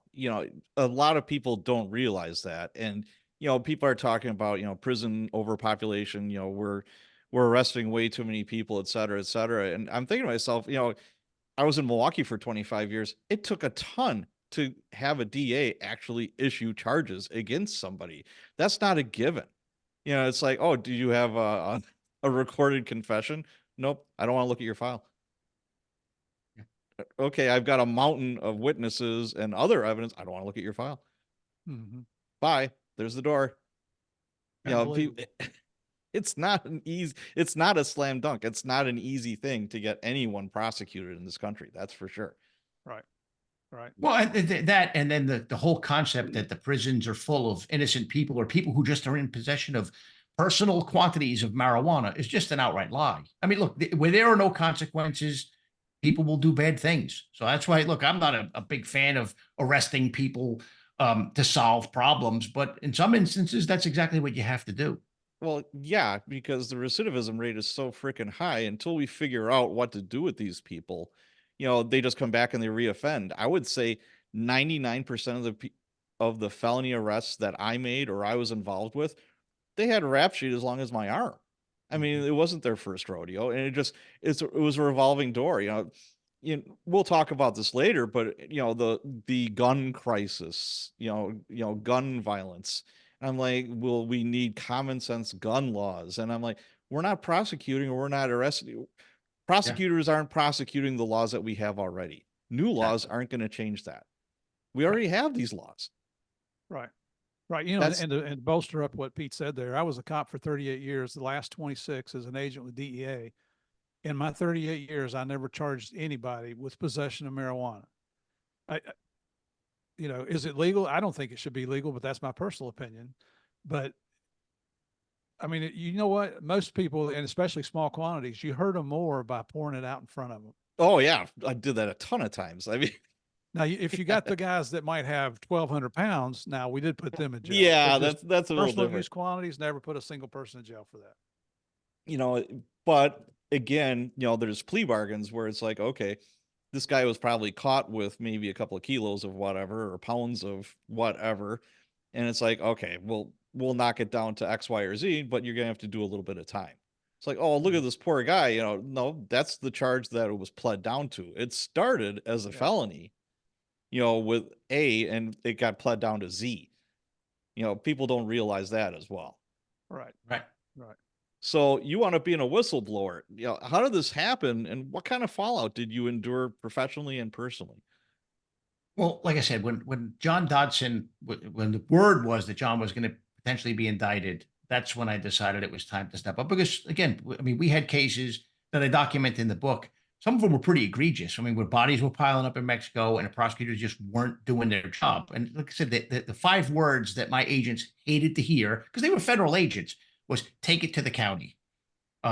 So, and when that was going on, I also realized kind of what I mentioned earlier. Like my agents were never going to meet their full potential as agents because they didn't have that partnership with federal prosecutors. Yeah. I mean, may as well have had 10 extra cops as opposed to federal agents working in my group because everything was going to state prosecutors. And look, some of the violations that we were investigating, there was no underlying state crime, like the grenade smuggler. So I mean, it wasn't even an option to go into the state. So when they were talking about indicting John, I thought it was important for Congress to hear about how the U.S. Attorney's Office was punting on so many cases. And I'm talking about cases where there were dead bodies attached to them. So now I got deposed before the trial in a hotel room by members of Senator Grassley and Senator Leahy staffs and Congressman Darrell Issa and Congressman Elijah Cummings' staffs. So they called it the Four Corners. And so I gave them probably about a 6-hour deposition, talked about everything that we spoke about. I mean, really gave them a lot of detail about what was going on in Phoenix. And before I even walked back to my office, which was roughly about 4 to 6 blocks, I got a phone call from a prosecutor because I did have friends at that office. Some of the prosecutors really wanted to do their job. Yeah, absolutely. Telling me, hey, man, the U.S. Attorney's Office, the U.S. Attorney knows everything you said in that room. Right. So I was like, okay, that's great. So I'm already a marked man. Then the U.S. Attorney, who is the highest federal law enforcement officer in the state of Arizona, sent an email, which I was given a copy of, that said, any contact with Pete Forcelli, even if he's observed having coffee with his family on the weekend, is to be reported to me through your chain of command immediately. So he had that. Oh. Yeah. And then That's not a good feeling. No. And then when I actually testified in front of Congress, again, it was televised, it was on C-SPAN. So they had like a war room set up in ATF headquarters to watch the testimony. Because at this point, they were still denying that guns were walked. We don't Of walk course guns. they were. And so was Eric Holder and the Deputy Attorney General. They were holding fast to that. These guys are liars. So while I was testifying, the chief of the criminal division, which is the number 3 in the U.S. Attorney's Office, was in ATF headquarters telling ATF's command staff that I was committing perjury because they never declined the cases that I said they declined. Thank God, some of them were declined in writing. All of them I had witnesses to the declination of. I mean, one of them, which was probably the most egregious case, was the only dirty gun dealer that I encountered in my entire career with ATF, where he's literally a licensed gun dealer who was selling to the cartels. They declined that one in a 21-page declination letter. And yet when I testified, they claimed that they never declined it. I mean, that just goes to show you how deceitful some of these folks in DOJ can be when it comes to circling the wagons and protecting the bureaucracy. Right. So, and then after my testimony, I was tailed, by vehicles that I don't know to this day if it was, OIG, was it, people from the U.S. Attorney's Office, was it FBI? Still don't know. So yeah, I got run out of the state of Arizona because look, and part of it was, me acquiescing to the point where, hey, I can no longer, because when you're a group supervisor of a group of federal agents, part of your job is to be that advocate between your agents and the prosecutor's office. Right. Well, I was a dead man walking with the prosecutor's office at that point. Yeah, you weren't Mr. Popular. Yeah. Yeah. So, I mean, really, there was no way for me to even continue to do my job. So I kind of had to say, look, the agreement was, look, man, you really can't serve in this position anymore. And I wanted to retire in Arizona. My family loved living there. Yeah. So no, we had to leave the state, and my house, I lost over $200,000 on the house. Ooh. And, legal fees and whatnot were crippling. So, I mean, it was brutal, and all for doing exactly what they tell you that you're supposed to do. Wow. Is to be honest and tell the truth if you see misconduct. So what happened with all that? What was the end result? Did heads roll, or was it just swept under the carpet? Well, the strange thing is the people in headquarters, some of them whom were not bad people, but they look, a lot of the command staff, well, the entire Phoenix command staff was removed.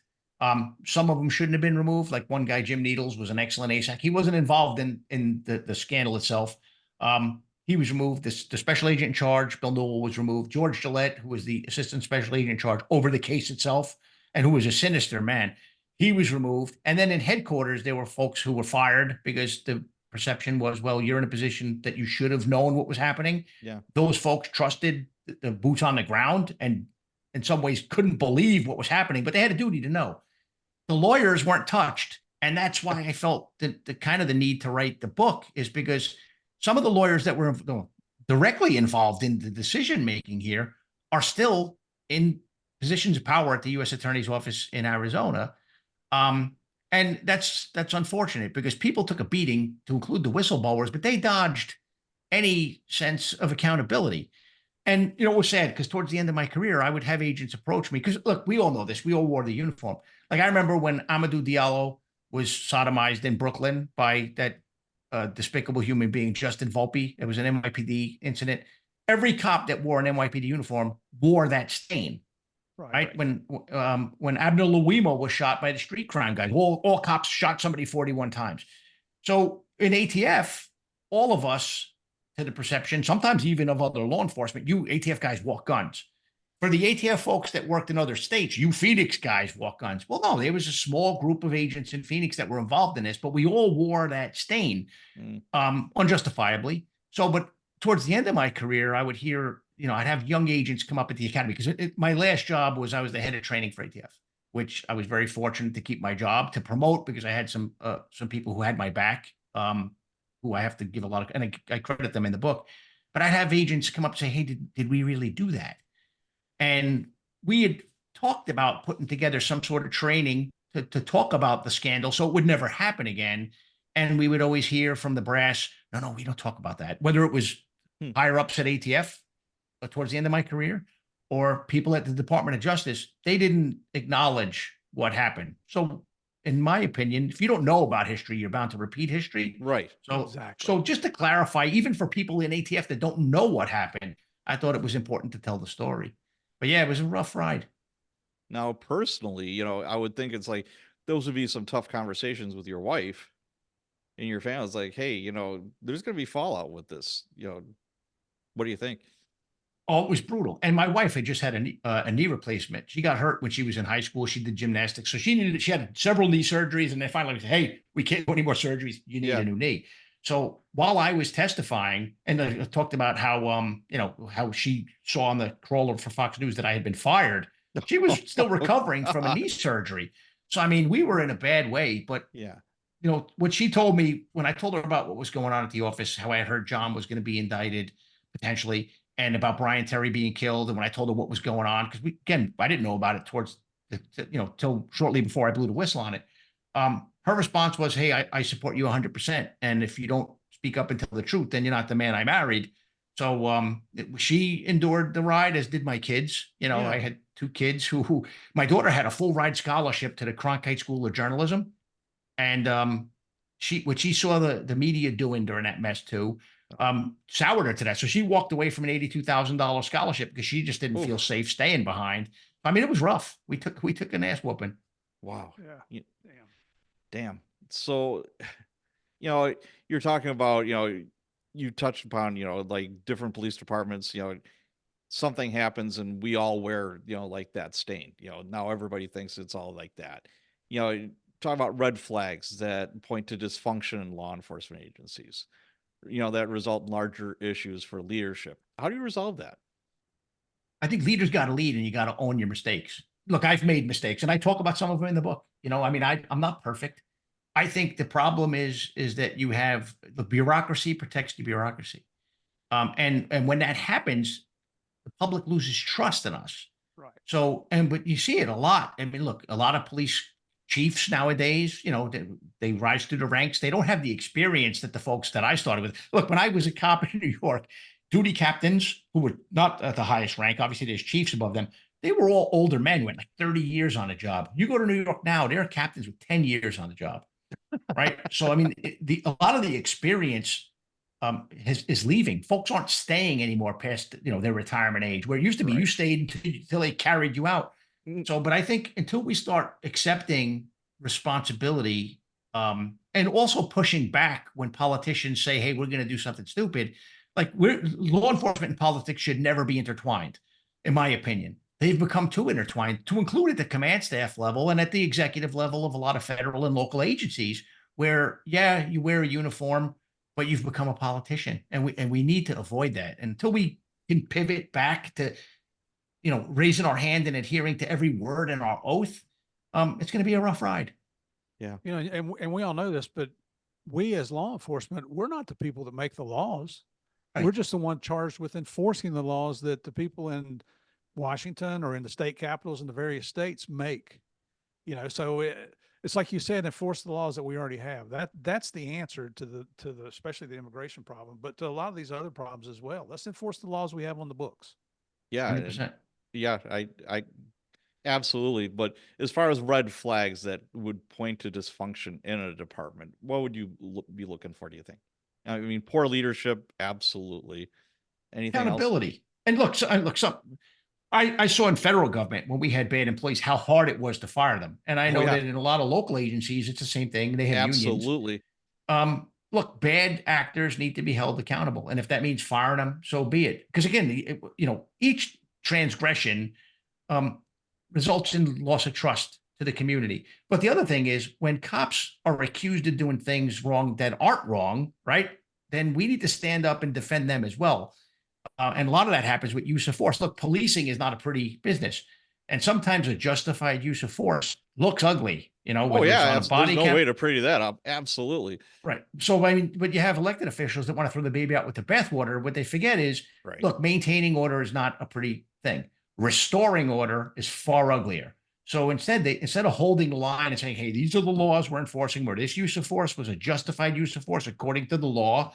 And we get it. You might not like the way it looks, but it's, it was appropriate, deemed appropriate. Until folks start defending that sort of stuff, we're in a bad way because, the ground that a lot of these folks have given up just to try to appease people, it's going to be difficult to get back. And I think that we're at a point where, I mean, you look at some of the smash and grab robberies happening out west or in big cities like even New York or here in Virginia, even at some point, folks are going to say enough, right? Well, people have become emboldened, bad people, to do these things. So when it's time to say, hey, no more, it's going to take some pretty ugly stuff, use of force, whatnot, justified use of force, to bring things back under control.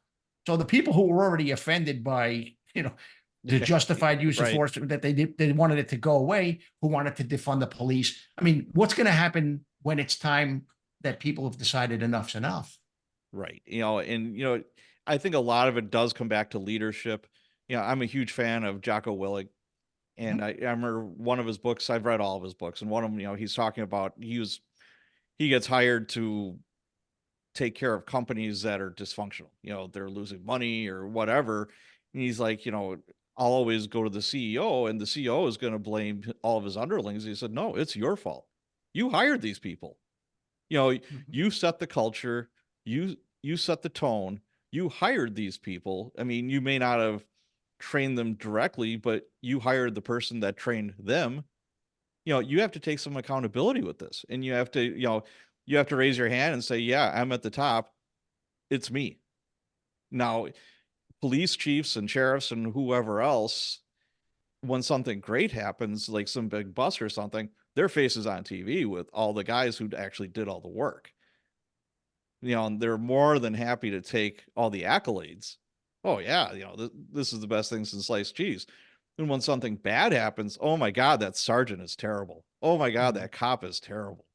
They take zero accountability. My mind goes to Memphis. The police chief was fired. I think it took about a year for her to get fired.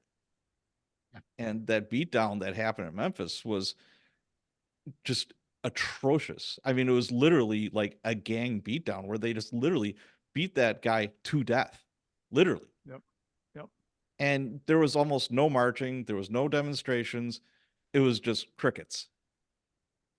And, Right. if you actually watch that video, it's incredibly disturbing. But not a whole lot happened with it. No. Or very quietly. But if you look at the culture of the department, and I mean, I'm sure Memphis has some very, very good cops, but historically, southern regions don't have the training. They're paid a lot less. And a lot of times you get paid, you get what you pay for. And if you don't train them upright and if you're not picky about who you hire, then on top of that, you have a gang, I don't want to say a gang of cops, but you have like a specialty unit that are the scorpions. Mm-hmm. It's like, okay, if you're going to have proactive cops, which I believe in 100%, you better have some good bosses who are going to reel them in if things start getting out of hand. 100%. There's a fine balance there, and you need good Yep. people. You need to put the right people in the right place for that. Right. And Well, I mean, honest- there's tone. Like I remember Right. when I was a younger cop in New York, and this going back ways, and it's changed a bit. If something bad happened in a precinct, like really bad, something like that, for example, if the captain of the precinct and the executive officer was the number 2 of the precinct, let's say one was in Disney and one was in Europe, when they came back, guess what? They were gone. And even though they Yep. had no role in what happened, the general feeling was, hey, you didn't set the right tone. So Yep. these people felt that they were empowered or able to do this and get away with it. That chief in Memphis must have set some interesting tone for these guys to think that something like that was acceptable. So she should have been disciplined sooner. Now, the sad part, though, is because it's a double-edged sword. You look at what's going on in Oakland, right? They went through, I think maybe 2 or 3 years ago, they went through like 3 or 4 police chiefs in like a year for the opposite reason. You know, we don't like, you know, you're being a little too heavy-handed. You're too pro law enforcement. You're out. Like, so, I mean, there has to be that balance. Right. But I think until the elected leaders who have a lot of say in who gets appointed to these jobs take themselves seriously and understand the importance of this, then it's just going to be this vicious cycle because Right. you know they get a vote too, and that's the unfortunate part. Yeah. And the people that suffer are the innocent citizens out there. Oh, Absolutely. absolutely. And it's the citizens that live in the worst neighborhoods in the city. Right. You know, I hate Right. to keep harping on the defund the police thing, but one of the unpleasant tasks that I had as a police sergeant was going to community meetings because inevitably it would turn into a Jerry Springer episode. You know, Yeah. there was always that one guy that'd be, you know, screaming, yelling, you know, whatever. And not once did I ever hear, hey, I want less cops. It was always, I want a squad car parked in front of my house 24/7 Mhm. because I'm literally living in a war zone. Those, Right. you know, those are the people that need as much policing as possible. Absolutely. Well, it's like when I was a younger cop. I remember, like even with kids, right? You look at some of these neighborhoods where the police have been kind of handcuffed. I remember you would see little kids going on the school bus in the morning. And then in the afternoon, they'd come back. And the only time you'd see them other than that was looking out of the windows because it wasn't safe for them to be outside playing in the parks. Absolutely. Right. So, I mean, when the police are handcuffed and not allowed to do their job, what you've done is you've taken good people and turned them into prisoners in some of these neighborhoods. And that's just so unfortunate. It's such an injustice. But a lot of folks, you know, especially some of the hard left folks, they just don't want to acknowledge that. They'd rather give, you know, what do they call it? Hug a thug. You know, they'd rather give a pass to criminals than have the police empowered to go out there and do their job. And look, to do that, obviously, I understand that you have to hold police accountable for misconduct. But I don't think there's any cop that would say that that's not appropriate. In fact, I used to Right. have a saying, Right. and it's not one I made up. No one hates a bad cop more than a good cop. That's true. Yes. Yep. I think that's a universal truth. You know, Yep. any police, you know, with this podcast, the Facebook group that I have, I'm talking to cops literally from all over the world, and they all think that way. Yep. There's Yeah, 'cause no one doubt bad about that. cop makes us all look bad. Absolutely. The stain I was talking about earlier. We all Yeah, wear it. absolutely. You know, Yep. but Right. So let's talk about mass shootings. Yeah, from your perspective, Pete, you know, with the ATF, you know, you had the pure nightclub shootings, school shootings, you know, they always get a ton of press and, you know, deservedly so. From an ATF perspective, what can be done about them? well, folks are not going to like my response to this. Look, there are plenty of gun laws on the books, right? There's some red flag laws that are popping up in different states. Folks have different opinions on them. I was directly involved in the response to the Parkland shooting. I was the agent in charge of the Miami office at the time. I was in charge of the response to the mass shooting that happened at Fort Lauderdale Airport. And I was involved in investigating how Omar Mateen came into possession of the firearms that were used at Pulse. Right. But I also have knowledge of the shooting that occurred in San Bernardino, the Dylan Roof shooting. That, you know, he was the idiot from South Carolina, the racist. The Sarnav brothers. I mean, let's look at all of these. And I know the Sarnav brothers was a bombing, not a mass shooting, but they also were involved in some shootings of a police officer, for example, at the college campus. In each of those instances, there was indicators, right? They were in Sentinel, or it was stuff they posted on Facebook or stuff that they posted on YouTube. And law enforcement was aware of it and knocked on a door and asked them some probative questions, but never went that extra mile. Fort Lauderdale airport shooter, for example, he was posting allegiance to ISIS on YouTube. FBI in Anchorage, Alaska, went, interviewed him, Mhm. brought him in. He had a gun. He had a Walther pistol, 9mm. They took it from him. After interviewing him for a while, they realized, well, he's not really, an ISIS follower. He's just a nut job. So they Yeah. gave him his gun back. He went to the airport, checked it in with TSA, followed all the TSA regulations, flew Yeah. to Fort Lauderdale, took his bag off the carousel, went into the bathroom, opened it up, loaded it, came out and killed 5 people. Right? You look at Pulse. Omar Mateen was posting things that were on FBI's radar. Same thing. They interviewed him. Nothing to see here. Parkland. There were several postings on YouTube where he claimed he was going to do a mass shooting. There needs to be something more when you have these folks. It can't just be knocking on the door and asking them questions. They have the ability to conduct surveillance, do whatever they have to do. San Bernardino, those folks involved in that shooting that were also making explosives, same thing. They were on the radar. So it's easy to blame, for people that they want to blame the gun. The gun is an inanimate object. What they need to do is start holding people accountable for their actions and thoroughly investigating people that articulate that they want to commit acts of violence instead of just touching the base and moving on. It's unfortunate. And what you feel bad for is you feel bad for the victims because, Absolutely. I was there talking to the Parkland families, and a lot of them were beside themselves when they heard that Nicholas Cruz was posting things on YouTube that came onto the radar of an FBI office in Alabama, and that it kind of fell through the cracks.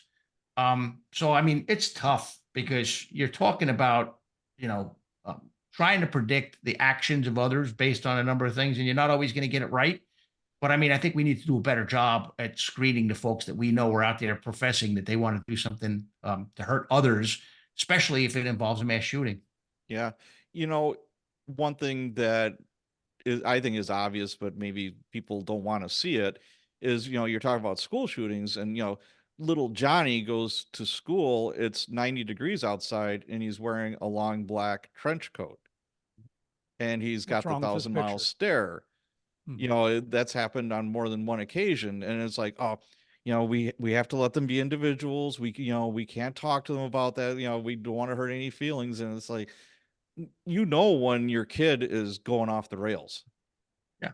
And, Well, the with the onus is also on the parents. yeah. It's like, okay, little Johnny is very disturbed. We need to get him some help. Well, the other dynamic is like, let's look at the San Bernardino shooters again. There were neighbors who saw them behaving erratically and didn't want to call law enforcement because they didn't want to be accused of being Islamophobic. Some of the hyperbole that we hear in the world out there these days about, racism, Islamophobia, LGBTQIA plus stuff, where if someone has something to say, let's not even talk about it. Like, don't call the police if you witness a crime because that's racist.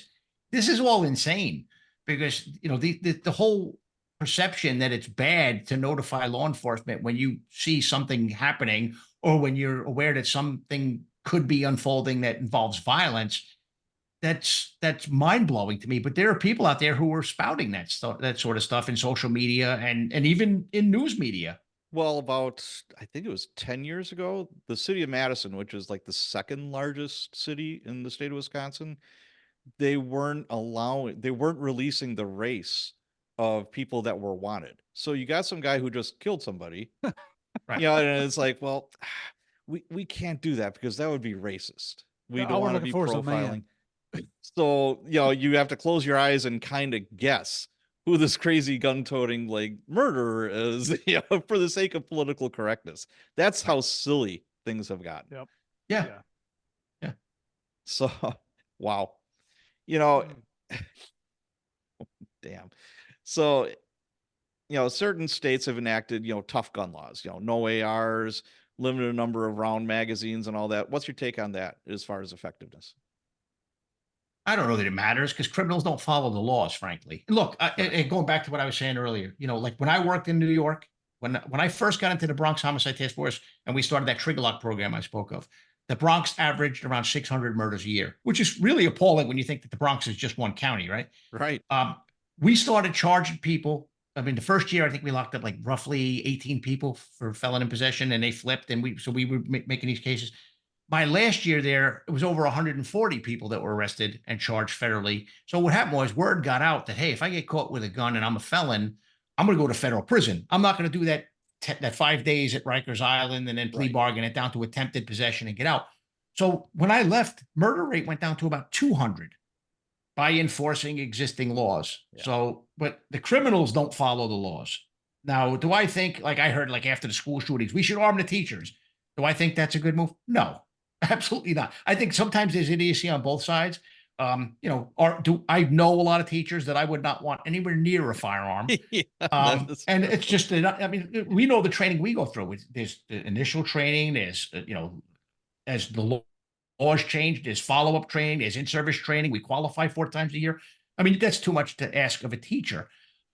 So, I shake my head sometimes when you look at some of the things that are being spouted out there. But I think that if going back to what we said earlier, if you enforce existing laws and people are afraid to get caught with a gun who shouldn't have a gun, then that's great. Now, do I think that law-abiding citizens should be able to joyfully engage in the Second Amendment? Yes. In the years that I worked in NYPD, I responded to hundreds and hundreds of homicides. Now, in New York, you need a permit to carry a gun. One of those murders was committed by a licensed pistol holder, and it Right. was a murder-suicide. It was a husband-wife deal. He killed his Sure. wife and then himself. Tragic. But I mean, criminals do not follow the law. But when criminals aren't afraid that they're going to be prosecuted for the laws, it gets far worse. Things are out of control right now. Right. Yeah. That sticker on the window saying this is a gun-free zone isn't going to stop a bad guy from going Right. in there and doing something bad. Right. It's, I just don't understand it. But the only caveat that I would add to that is, you know, Wisconsin was one of the last states to get CCW legalized. They fought it tooth and nail. Oh my God. If we have people that have CCW license, it's going to be the Wild West. Our homicide rates are going to shoot through the ceiling. It's going to be crazyville. And we got CCW and that didn't happen at all. I don't know how many different, shootings, homicides, whatever. I had 3 in 25 years where it was CCW holders that didn't understand the law. I had he owned a Korean nail place. 3 girls skipped school, went in there, got mani-pedis. They charged up like $175 bill and they ran out. And this Korean shop owner is running after him, lobbing rounds over their heads. Ooh, yeah. And his backdrop was a nursery, a daycare center. Oh, geez. Yeah. Right. And he's like, well, I have CCW. I'm like, we don't care. Right. But he didn't understand the law. I think, and this is just me, I think you should be able to qualify with that gun. If you get a Yeah. CCW, you know what? You should show that you're proficient with it and you understand the laws, because it's very easy to get one these days. Very Sure. easy. Well, It you goes look at, back to accountability. Right. yeah, You you know, look at Kennesaw, Georgia, a suburb of Atlanta years ago, enacted a law that required you as a homeowner to own a weapon in your house. That was the law. You had to own a weapon in your house. What do you think happened to the burglary rate there? It plummeted I'm sure. because they knew there was going to be armed resistance if they entered most of these houses. Wow. That's Did something there else. did they have citizens killing innocent people? Absolutely not. I mean, it's an example that worked, but everybody seems to have forgotten about that. Yeah, I tell you. So post law enforcement, you retired from ATF. Mhm. How did your family react? I think they were happy to see me finally go. Look, one of the things, and I talk about this when I speak at the 9/11 Memorial Museum. Look, I was all in on the job. I was fully invested. It became my life, my identity, which is a bad thing. Towards the end, It that is. changed. Like once I had the lung cancer, I realized all the time I had missed with my family. So I think they were relieved that I was finally leaving. I think to me it was important because look, after 9/11, I was dealing with some stuff. I had PTSD a little bit. Had survivor's guilt because I had friends that died that day. I'm like, why am Sure. I still here? So I made sure that when I left, I was going to leave whole. So I talked to folks and got myself right, which I think is important. And I think every cop should do that because I think, the old days of, hey, I'm the guy that you come to for help. I don't ask for help. Those are days gone by. And I think that's a good thing. So I speak at the 9/11 Museum about resilience and about just, that day, just so that folks remember. Because I mean, we're ATF's now hiring people that were not born on September 11th, as crazy as that sounds. I remember Wow. last time I spoke there was a guy in the audience because they ask, where were you on 9/11? He's a group supervisor in ATF. He was 6 on September 11th. So, Wow. yeah. So, I mean, I speak, there, just try to be law enforcement's biggest advocate when they get things right. And look, I'll call them out when they get things wrong because I always hold myself accountable. Again, and you'll see in the book, there's mistakes I made. I talk about them. I think that's important too. We need to just hold each other accountable, support each other when things get right. So that's what I'm doing in retirement is just trying to just Okay. stay busy and stay involved. I think you have to have a mission. You know, the Milwaukee police have a supervisors union. I was a sergeant, so a sergeant above, that was our union. We had a Christmas party and retirees can go. And it's getting depressing because, there's some guys that were like, man, I just sit around the house. I drink way too much. I watch Yeah. TV and it's like, it's kind of a trap that you can really get set into, especially, and this is for if there are any cops out there, it's like, you know what? I understand you got bills, you got families. It's like you're trying to make as much money as you can. How do you do that? You work as much overtime as you can. And a lot of them, like you said before, it's your identity. And then the day comes and you turn in all your gear and, cops fall in love with this job. It's their identity. And they don't know what to do when the job doesn't love them back. Right. And They're it will never lost. love you They're back. like lost puppies. You're replaceable. Yeah. Everybody is. And it's set up that way. It has to be that way. You have guys that, they're just superstar cops. They're making these great arrests, they have these fabulous careers, and they literally think it's like, well, the city's going to close down tomorrow when I go. Yep. Yeah. We all A know lot of those people. Yep. And if you don't like get your head straight and prioritize even before you pull that pin, you're in for a world of hurt. And there's Well, life after too, the job. There right. sure is. You've got, and plus you got to plan ahead. You got to do some forward thinking on this. What am I going to go into? Even if it's, you know, what I'm doing in retirement is nothing that I ever planned to do. I always thought that I'd probably be one of the blue coats down at the federal building, one of the security guys as you come in at the X-ray machine. Because then you still get to hang out with your buddies, the cops that come and go into court and seeing the prosecutors, things like that. But you've got to plan something in advance. You just can't turn into an alcoholic or, believe it or not, I know several DE agents that when they retired, the first thing they wanted to do was try marijuana just to see what all the hullabaloo was about, It's crazy, but you do have to have something in a plan. You can't just go home and just, turn into a vegetable because you're going to die. Yeah, you will. And I've seen it, we don't last very long after retirement, even if you do have a healthy lifestyle and all that. It's getting better. I think we're getting better at taking care of ourselves. And what you were saying, Peter, is like, if you're having issues or whatever, go see somebody. It's like get your head on straight and get your body straight. Yeah, you That's came into this profession whole, leave whole. right. Yeah. Absolutely. 100%. Yeah. I'm a huge fan of the saying, dig the well before you're thirsty. It's like, okay, I knew on January 16, 2020, I was pulling the pin. I'm gone. I'm popping smoke. Okay, now what? So I started doing things a couple of years, 4 or 5 years before that. And it's like, okay, I wanted to try this. And I had a long list of things that I knew I didn't want to do. So, it's like, all right, you got to figure it out and you have to be flexible, but you got to have a purpose. You should have some kind of mission. That's the way I look at it. I bet a lot of those things that you didn't want to do involved paperwork, wasn't it? Oh, well, yes, you are correct. Isn't it funny? We all hated the paperwork, yet we all wrote books. Yeah. I should have been a U.S. Marshal because those guys, they went and arrested somebody. They had like one little arrest report and that was it. I came, I saw, I arrested. It was like, wow, that's really cool. I wish. Very nice. Yep. But let's talk about your upcoming book, The Deadly Path, How Operation Fast and Furious and Bad Lawyers Arm Mexican Cartels. How and why did you write this book? Well, I wrote the book for a couple reasons. One of which was that the lawyers that were involved, and some other people, in government, weren't held accountable. Like you heard either the Republican version, if you watch Fox News, or read the Republican League papers, or you heard the Democrat version if you watch CNN or anything. Like the Republican version was this was Obama created this to change the gun laws. That's incorrect. And then the Democrat version was no, this all started under George Bush. That's also absolutely incorrect. It started in Phoenix. It was a mess. I'm not happy that folks in DOJ and the administration didn't own it. Again, going back to accountability, they pointed fingers and said that the whistleblowers were lying. Like I said before, I wanted new agents coming in to know what happened, and even other departments. Like something like this can easily happen again because it's just an idiotic strategy that got out of control. And then look, I'm not going to lie, financially, I took a beating, so I'm hoping the book does well so I can recoup some of the money that I paid for lawyers' fees and whatnot back in the day.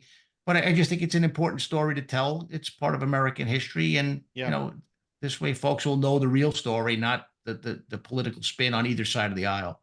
Okay. Now, did you have any book writing experience before this? No, none. Okay. Where did the idea come from to like, hey, I should write a book about this? It was really the younger agents that would approach me at the academy. Because look, some people would start, and they were just happy to have a job. But every now and then you'd get somebody who would like do the research and like, hey, I Googled ATF and I saw you were a whistleblower. And they were shocked that I was still with ATF, which is really true because most whistleblowers careers are trashed. But they would always ask like, what really happened? And we weren't allowed to tell them, and they deserve to know. And the public deserves to know. And you know who else deserves to know? Brian Terry's family deserves to know what happened. Sure. All right. Do you plan on writing any more books? It was rough. Oh yeah, that's tough business. I published 9 books. That is not easy. I've thought about it. Like I got to see how this one goes because it's also an investment. You're spending money on things. So I have to see how it goes. If it does well, I have a couple other stories. I'd like to talk about those exonerations in a book in depth. So we'll see. But yeah, at this point, if you say, hey, I would lean towards no because it was grueling. But I guess it's a labor of love. We'll see how it goes. Sure. Now, when I started writing, not an actual fiction series, a lot of memories started like piling back to me. It's like I was having nightmares almost every night, and I didn't think it was that bad because there was a lot of good too. But my wife was like, "You just woke up screaming," and it's like, holy shit, it's like a lot of memories that were kind of like buried for a while came to the surface. Did that happen to you when you were doing this? Absolutely. Oh, absolutely. Yeah. So, okay. I'm not the only one. Good. I mean, you're reliving it to tell the story accurately. You got to relive it. I mean, it's just, that's rough. All right. Well, Pete, when is your book coming out? It's available for pre-order on Amazon now, but it'll hit the shelves on March 5th.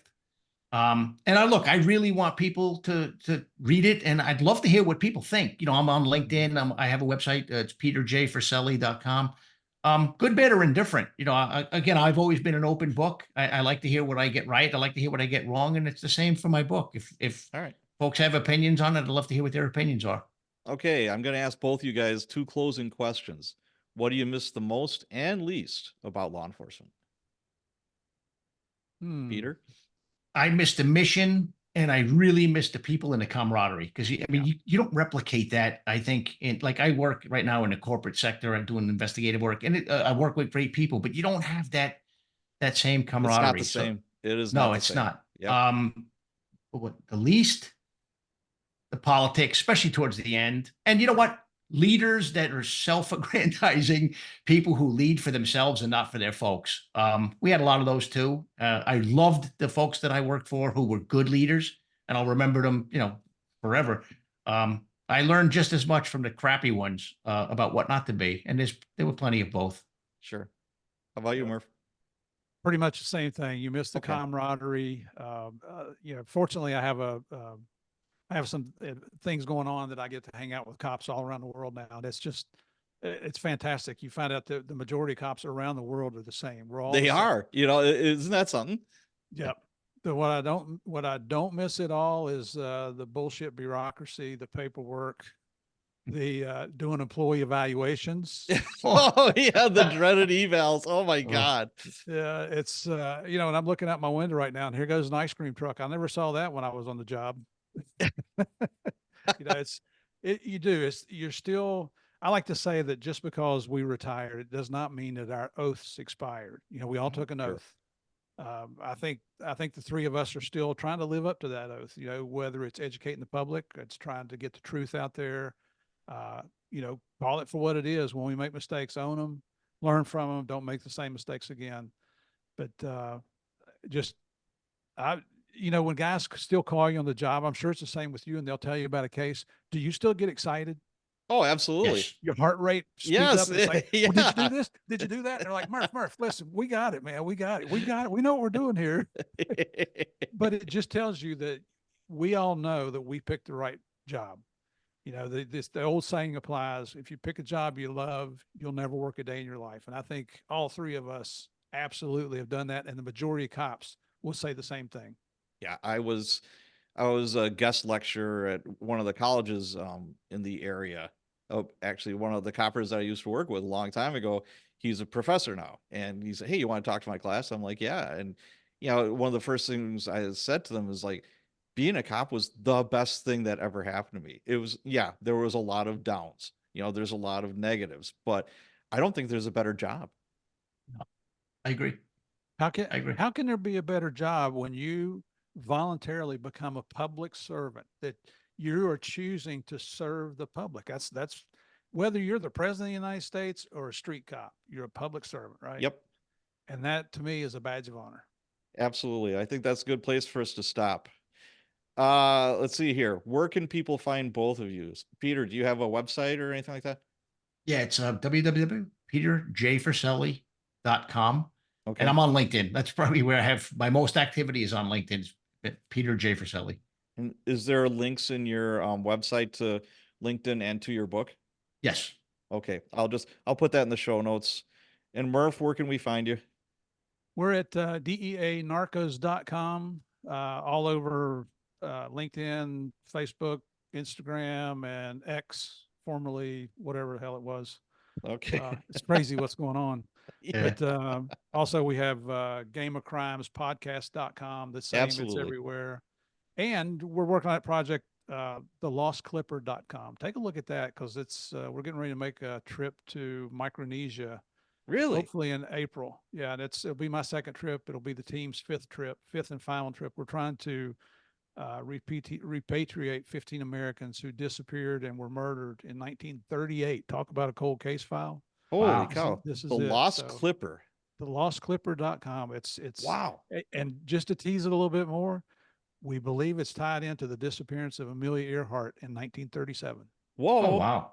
Yeah, so That's- check it out. You got That's my crazy. attention, Murph. You got my attention. Yeah, no Hey, kidding. So, Man, all right, everybody. life is an adventure. You know, you It got to certainly you got to is. take advantage of these when you can. It certainly is. So, The Deadly Path: How Operation Fast and Furious and Bad Lawyers Arm Mexican Cartels is on pre-order. And I believe it comes out March 5th. Is Yes. that correct? Correct. All right. So everybody go out and grab the book. Hey guys, both of you, thank you so much for being here. I truly appreciate it. Honored Thank to you be for here. having us, Thank brother. you.